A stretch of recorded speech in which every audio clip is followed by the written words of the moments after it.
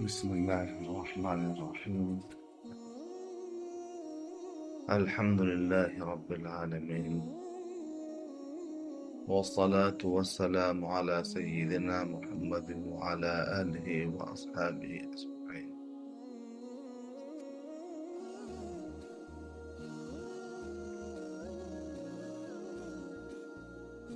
أعوذ بالله من الشيطان الرجيم. بسم الله الرحمن الرحيم.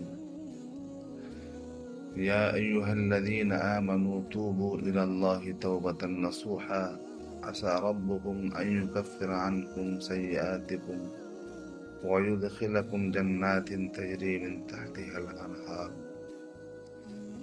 ذلك الفوز العظيم.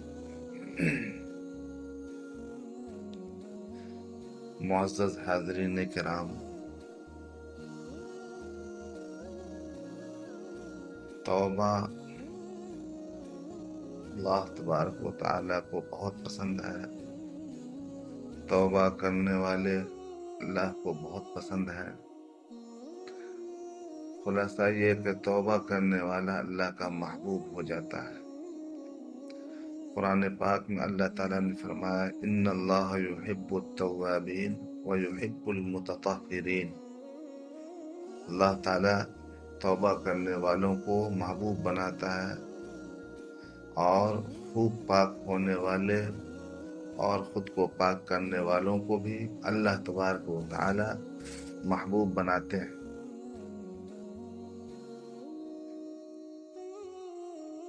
گناہوں سے توبہ کرنا یہ عظیمت اور مردانگی کی صفات میں سے ہے. اللہ تبارک و تعالی جس کو توبہ کی توفیق عطا فرما دے وہ بہت ہی خوش نصیب ہے، کیونکہ گناہوں سے توبہ کے بعد وہ گناہوں سے پاک ہو جائے گا.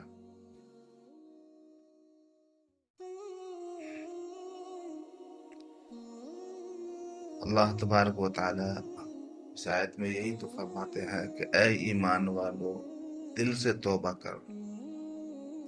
اس کا فائدہ یہ ہوگا کہ بہت جلد اللہ تعالیٰ تمہارے سارے گناہوں کو معاف فرما دے اور پھر جنت کا مستحق بھی بنا دے گا. اس آیت سے یہ پتہ چلا کہ گناہوں سے توبہ کے بعد گناہ معاف ہوتے ہیں اور تبھی آدمی جنت کا بھی حقدار ہوتا ہے.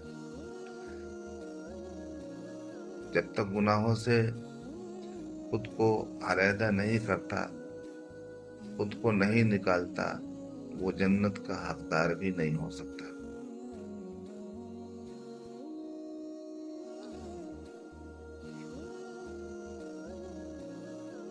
اس لیے اللہ تبارک و تعالیٰ نے موقع دیا ہے.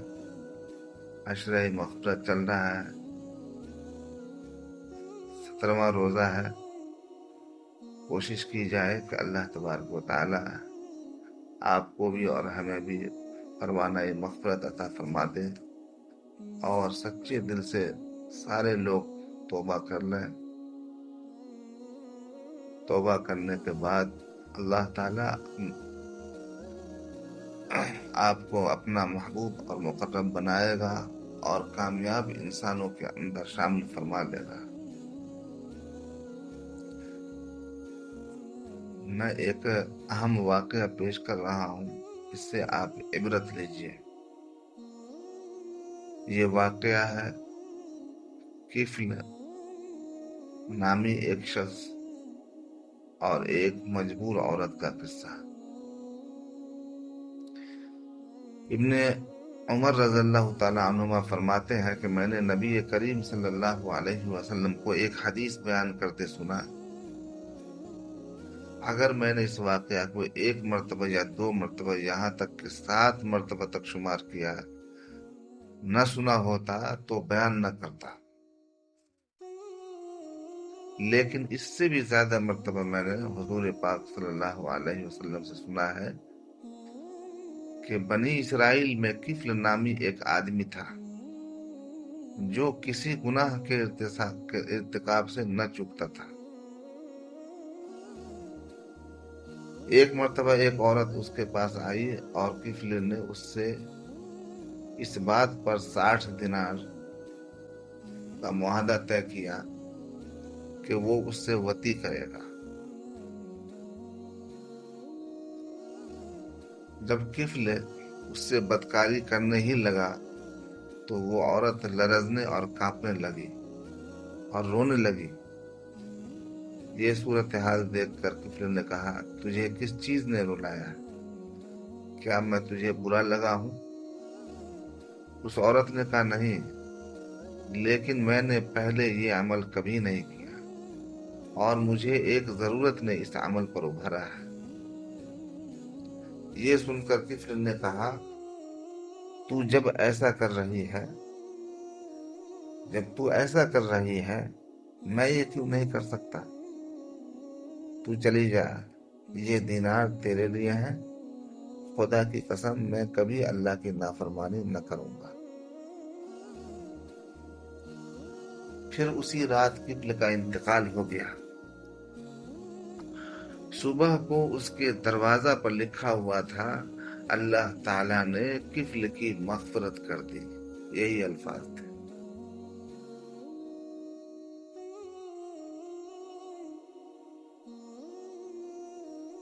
سامعین کرام، آپ نے یہ واقعہ سماعت فرمایا کہ کتنا اہم واقعہ ہے، اس سے عبرت لینے کی ضرورت ہے۔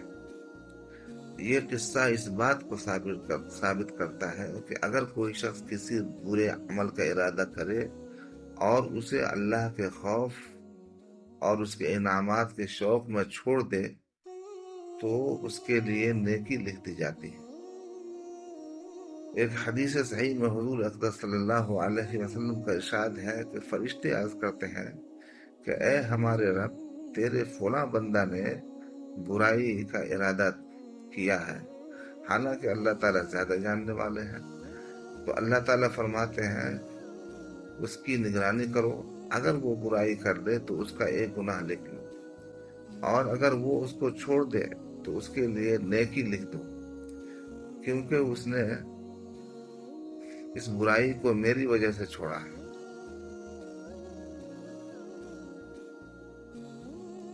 اس قصہ سے یہ بھی معلوم ہوتا ہے کہ مردوں کے اندر عفت و پاک دامنی کے پھیلانے میں عورت کو مرکزی حیثیت حاصل ہے، لیکن یہ اس وقت ہوگا جب عورت اپنے تمام احوال و اعمال میں شریعت الہیہ کی پابند ہوگی، خاص طور پر ان اعمال میں جو فتنہ کے پھیلنے کا سبب بن سکتے ہیں، جیسے لباس ہے، گفتگو، گھر سے باہر نکلنا وغیرہ۔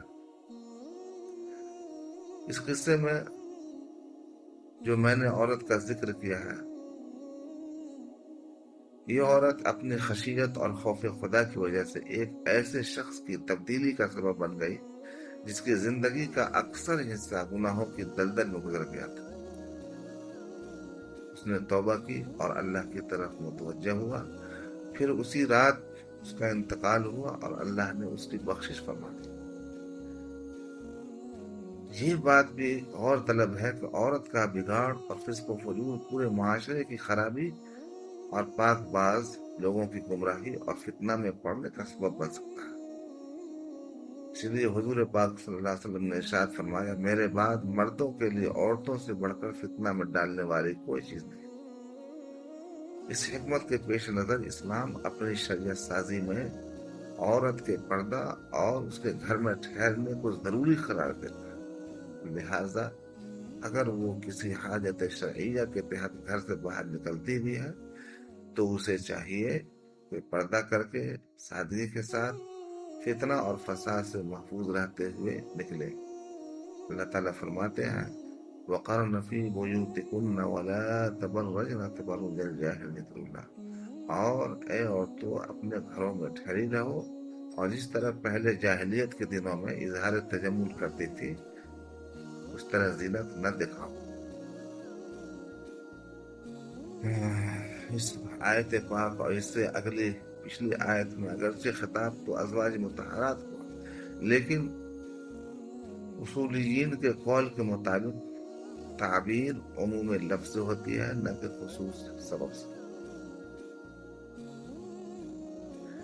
اس گفتگو میں مرد کے کردار سے قطع نظر کیا جا رہا ہے، کیونکہ مرد تو گھر کا سرپرست اور نگہبان ہے، جس سے اللہ تعالیٰ اس کی رعیت کے بارے میں سوال کرے گا۔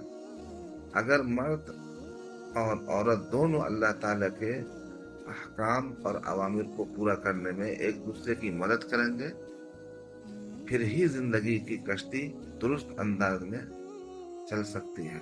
اللہ تعالیٰ فرماتے ہیں وَتَعَاوَنُوا عَلَى الْبِرِّ وَالتَّقْوَىٰ وَلَا تَعَاوَنُوا عَلَى الْإِثْمِ وَالْعُدْوَانِ وَاتَّقُوا اللَّهَ إِنَّ اللَّهَ شَدِيدُ الْعِقَابِ۔ اور دیکھو نیکی اور پرہیزگاری کے کاموں میں ایک دوسرے کی مدد کیا کرو، اور گناہ اور ظلم کی باتوں میں مدد نہ کیا کرو، اور خدا سے ڈرتے رہو، کچھ شک نہیں کہ خدا کا عذاب بہت سخت ہے۔ اس لیے ہمت کر کے گناہوں سے توبہ کرنی چاہیے اور اللہ سے مکمل مغفرت کی درخواست کرنی چاہیے۔ انشاءاللہ اگر سچے دل سے توبہ کی جائے گی، اللہ تبارک و تعالی ضرور بھی ضرور گناہوں سے نجات عطا فرما دیں گے اور ہدایت عطا فرما دیں گے۔ اللہ تعالیٰ سے دعا فرمائے گا اللہ تعالیٰ ہم سبوں کو اخلاص کے ساتھ توبہ کرنے کی توفیق عطا فرمائے اور تمام گناہوں کے دلدل سے نکال دے اور اپنے محبوب بندوں میں شامل فرما لے۔ آمین یا رب العالمین۔ صلی اللہ وسلم علی سیدنا برحمتک یا ارحم